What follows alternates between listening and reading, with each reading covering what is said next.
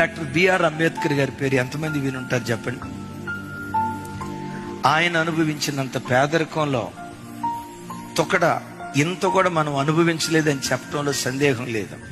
కానీ అద్భుతం తెలుసా, భారతదేశ చరిత్రలో ఈయనంత గొప్ప విద్యావేత్త ఆ రోజుల్లో లేరంట.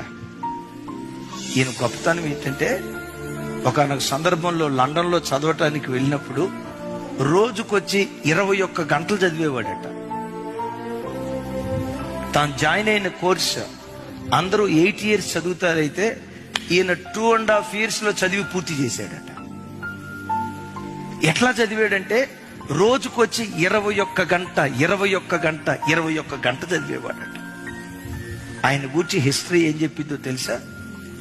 ఆయన లండన్ నుంచి వచ్చేటప్పుడు, అదే బారిస్టర్ చదివాడు కదా, 32 బాక్సులు తీసుకొచ్చాడట. 32 బాక్సులు.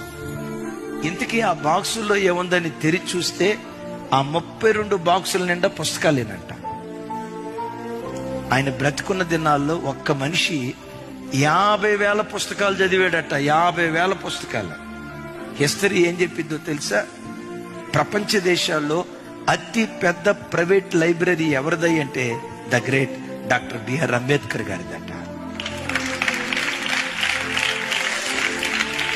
ప్రపంచ దేశాలన్నిటిలో ఎక్కువ విగ్రహాలు ఎవరి ఉన్నాయో తెలుసా? ఈయన విగ్రహాలు. ఉన్నన్ని విగ్రహాలు ప్రపంచంలో మరి ఏ న్యాయవేత్తకు అధికారికి లేవట. ఎక్కడో వెలివేయబడిన వాడు ప్రపంచాన్ని శాసించే స్థాయికి ఎదిగాడు. కారణం ఏంటో చెప్పమంటారా? జ్ఞానం. ఆ జ్ఞానం ఎలా వచ్చింది? కష్టపడి చదువుకున్నాడు.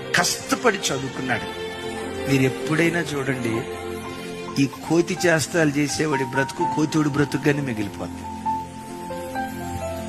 ఎవడు డిగ్నిఫైడ్ గా బ్రతుకుతాడో వాడు శాసనాలు సృష్టించేవాడిగా దేవుడు మార్చుతాడు.